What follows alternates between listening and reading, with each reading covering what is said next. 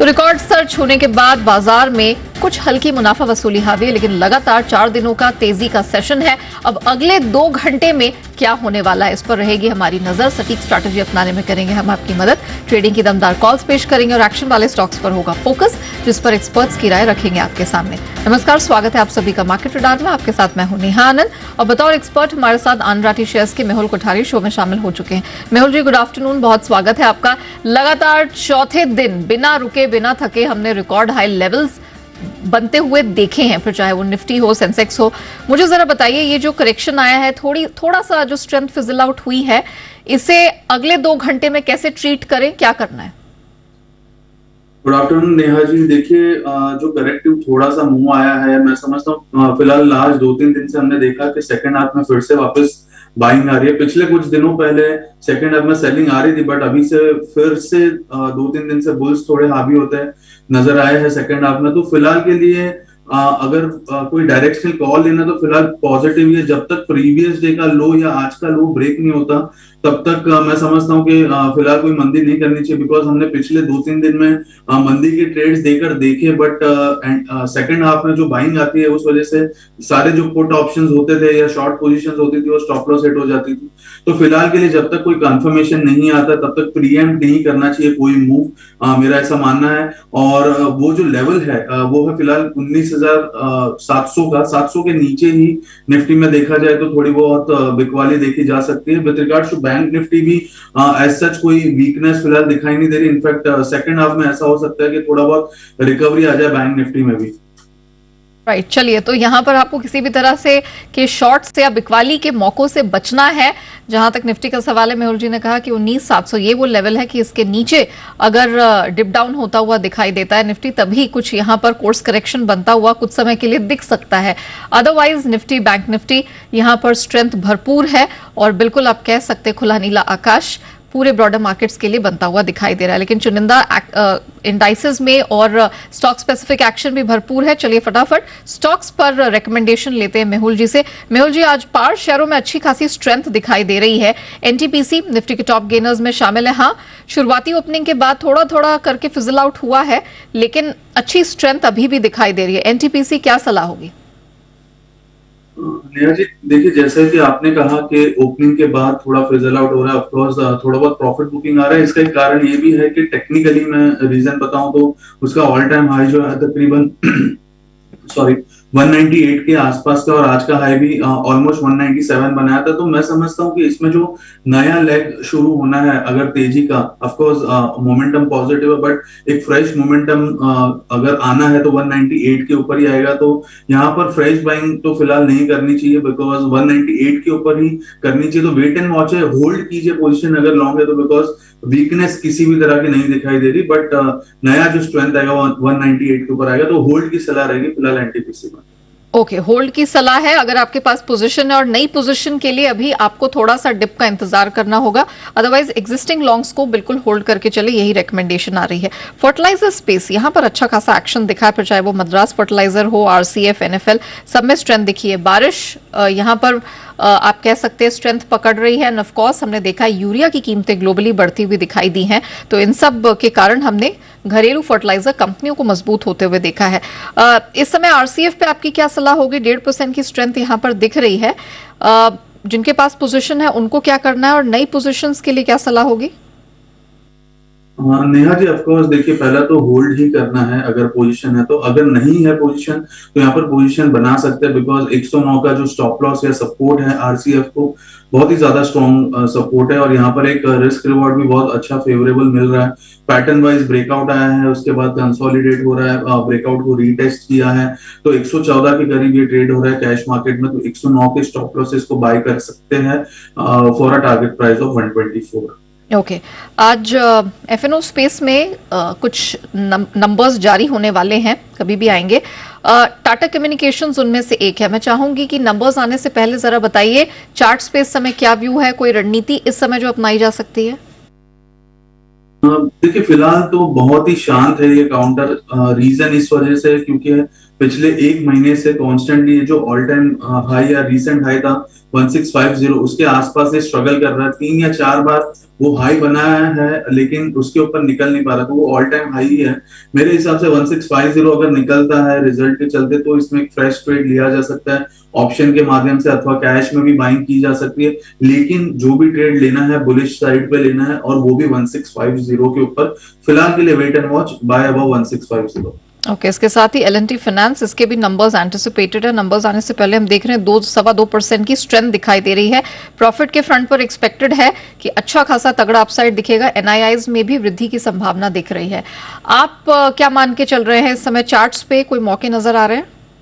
जी हाँ नेहा जी, सुबह से हम इसको ट्रैक कर रहे हैं बिकॉज अच्छा एक पैटर्न है, डबल बॉटम फॉर्मेशन बना है, ट्रेंड बहुत ही स्ट्रांग है। मैं समझता हूँ रिजल्ट शायद अगर पॉजिटिव आता है या कुछ भी पॉजिटिव ट्रिगर एक काउंटर में आता है तो 145 तक के पोटेंशियल है, तो पोजीशन यहाँ पर होल्ड करने की सलाह रहेगी अगर लॉन्ग पोजीशन है तो।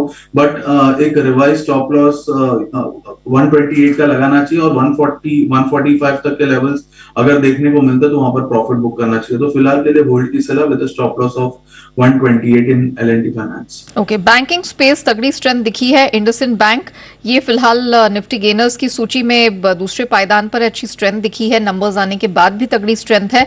इंडसइंड बैंक क्या लग रहा है अब यहाँ पर जिस तरह की स्ट्रेंथ इसने, अपनी प्रीवियस हिस्ट्री भी इसकी काफी मजबूत रही है, क्या अभी भी और स्टीम बाकी है? क्या सलाह होगी? देखिए चार्ट पैटर्न या जो कैंडलस्टिक पैटर्न आज का बना है उसके चलते तो ऐसा दिखाई दे रहा है कि यहाँ पर प्रॉफिट बुक कर लेना चाहिए, बिकॉज एक रिवर्सल कैंडलस्टिक पैटर्न बन सकती है अगर 1425 के यहाँ पे ट्रेड करा और यहीं पे क्लोज हो तो मेरे हिसाब से थोड़ा बहुत एग्जॉस्शन यहाँ पर दिख रहा है, प्रॉफिट बुक करनी चाहिए। ऑफ कोर्स प्रॉफिट बुक करना है तो फ्रेश बाइंग तो एडवाइजेबल नहीं है, बिकॉज रिसेंटली भी हमने देखा तकरीबन 1270 1280 से रनअप कंटिन्यूअसली रनअप पिछले 10-15 दिन में देखने को मिला है। तो यहाँ पर होल्ड कीजिए बट फ्रेश बाइंग मत कीजिए, और हो सकता है कि आने वाले सेशन में प्रॉफिट बुकिंग दिखाई दे इस काउंटर में, तो अब एक बार के लिए प्रॉफिट बुक कर लेना है इसमें। ओके, मेहुल जी एक बार SJVN पर सर नजर डालिएगा। दिन के उच्चतम स्तर के पास यहाँ पर ट्रेड होता हुआ दिखाई दे रहा है। इसमें पियर्स में क्या सलाह होगी? देखिए बहुत ही बेहतरीन ब्रेकआउट आया है। एक्चुअली ये काउंटर बुलिश हम थे जब भी 40 के आसपास थे, तो यहाँ पर 40 के आसपास से बहुत ही अच्छा रनअप आ गया। 20-25% के अपसाइड ऑलरेडी हमने देख लिए है, बिकॉज 50 तक के हाई इसने बना दिए, तो यहाँ पर बने रहिए। आज का मूव बहुत ही बड़ा है 7% का, तो फ्रेश बाइंग नहीं कर सकते, बिकॉज अगर मैं स्टॉप लॉस भी बोलूं इसमें तो 45 के करीब का स्टॉप लॉस आएगा। अभी 49 के करीब ट्रेड हो रहा है, तो ऑलमोस्ट 8-9% का स्टॉप लॉस आएगा। तो बेटर है कि इसको होल्ड कीजिए। रिवाइज स्टॉप लॉस जिन्होंने 40 के आसपास निवेश किया है उसको रिवाइज स्टॉप लॉस करना चाहिए 45 के आसपास, और बने रहिए काउंटर में, बिकॉज स्ट्रेंथ दिख रही है, वॉल्यूम्स भी है। मेरे हिसाब से 54-55 तक के लेवल इसमें आने चाहिए। ओके, बैंक ऑफ महाराष्ट्र हमने देखा था कुछ समय पहले ही इसके नंबर्स जारी हुए हैं। नंबर्स जारी होने के साथ ही एक सडन स्पाइक दिखा और अपने आप को इसने ऊपरी लेवल पर ही होल्ड आउट किया है। इस समय कोई रिकमेंडेशन? नेहा जी कौन सा स्टॉक कहा आपने? Bank of Maharashtra. Bank of Maharashtra, okay. देखिए महाराष्ट्र बैंक पिछले कुछ समय से अच्छा ट्रेड कर रहा था, छोटे बैंकों में ये आता है, बट यहाँ पर एक फ्रेश ब्रेकआउट भी आया। मैं समझता हूँ थोड़ी सी लंबी अवधि के लिए अगर इसको बाय करना हो तो बाय किया जा सकता है, शॉर्ट टर्म में भी बाय किया जा सकता है, बट शॉर्ट टर्म का स्टॉप लॉस रहेगा 27 रुपए का, जो कि थोड़ा सा डीप है। 32 रुपीज का रेट है, बट अगर कोई 24 या 23 के स्टॉप लॉस से इसको होल्ड कर सकता है for a long term 6 to 9 months, तो बेहतरीन इन्वेस्टमेंट पिक हो सकते हैं, बिकॉज यहाँ पर ऐसा लग रहा है कि 45 to 50 तक के लेवल्स भी देखने को हमें मिल सकते हैं, बिकॉज बहुत बड़ा चार्ट अगर मैं ब्रॉडर पिक्चर देखूं तो उस पर ब्रेकआउट आया है काउंटर का, तो अपसाइड भी बहुत ही बड़ा हो सकता है। 45 to 50 तक के अपसाइड हमें आने वाले 6 से 9 महीने में देखने को मिल सकते हैं। तो यहाँ पर फ्रेश बाइंग भी की जा सकती है और होल्ड भी किया जा सकता है। Stop loss, initial stop loss तकरीबन 28-29 का रहेगा। मेजर स्टॉप लॉस यहाँ पर 24 से 25 रुपए का लगा के चल सकता है। ऑलराइट, आईटी स्पेस जो अभी कुछ समय से लीडरशिप दिखा रहा था और हमने देखा कि अच्छी खासी स्ट्रेंथ चौतरफा यहाँ दिख रही थी, आज इसकी स्ट्रेंथ मिसिंग आउट है। Having said so, L&T tech दिन के उच्चतम स्तर के पास है, ऑलमोस्ट 3% की स्ट्रेंथ यहाँ पर दिखाई दे रही है। कमेंट्री मैनेजमेंट की तरफ से अच्छी रही है, भले ही नंबर्स हमारे एस्टिमेट से वीक रहे हैं। क्या सलाह होगी? चार्ट्स पे स्टॉक कैसा लग रहा है? देखिए LTTS की अगर हम बात करें तो ऑब्वियसली काफी स्ट्रॉन्ग काउंटर है, in fact on the verge of breakout है। मैं समझता हूँ 4300 का एक लेवल है, वो अगर सरपास करता है, जो कि यहाँ से 2% 5% के भी ज्यादा ऊपर है, तो 4300 के ऊपर ये काउंटर में एक नई तेजी की शुरुआत हो सकती है और हो सकता है हम 5000 तक के लेवल्स भी देखें आने वाले 3 से 6 महीने में। तो काउंटर में बने रहिए, इनफैक्ट 4300 के ऊपर इसको ऐड कीजिए। और ओवरऑल आईटी पैक की बात करें नेहा जी, तो ऑफकोर्स थोड़ा बहुत सॉफ्टनेस उसमें दिखेगा बिकॉज रनअप बहुत हो गया था और पिछले 2 दिन से हम देख रहे हैं कि बैंकिंग ने कमान संभाल लिया 3 दिन से, तो बैंकिंग में अगर ट्रैक्शन दिख रहा है तो बट ऑब्वियसली थोड़ा बहुत आईटी यानी कि डिफेंसिव में थोड़ा बहुत ट्रैक्शन कम होगा, प्रॉफिट बुकिंग होगा, तो बैंकिंग में ट्रैक्शन आ गया, इस वजह से शायद थोड़ी बहुत नरमी दिख रही है आईटी सेक्टर में। ओके, चलिए, तो ये कारण है जिस वजह से आईटी सेक्टर आज थोड़ा सुस्ताने के मोड में है, बट एलएनटी टेक अच्छी स्ट्रेंथ है, पोजीशन है, होल्ड करें। 4300 तो इमीडिएट टारगेट दिख रहा है, डिप्स पे और ऐड करना है। 5000 तक का अल्टीमेट टारगेट आने वाले समय में या होराइजन में बनता हुआ दिखाई दे रहा है। हम रुकते एक छोटे से ब्रेक के लिए, मेहुल जी की बेस्ट पिक्स रखेंगे आपके सामने एक छोटे से ब्रेक के बाद।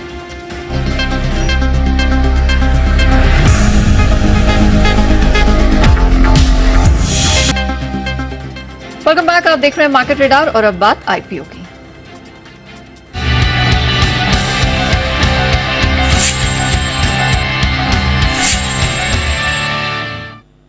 नेटवेब टेक्नोलॉजीज के आईपीओ का आज है आखिरी दिन। जोरदार रिस्पांस के साथ इशू अब तक करीब 23 गुना से अधिक भर चुका है। अनिल सिंघवी ने इसमें बड़े लिस्टिंग गेन और लंबी अवधि के लिए पैसे लगाने की दी है सलाह।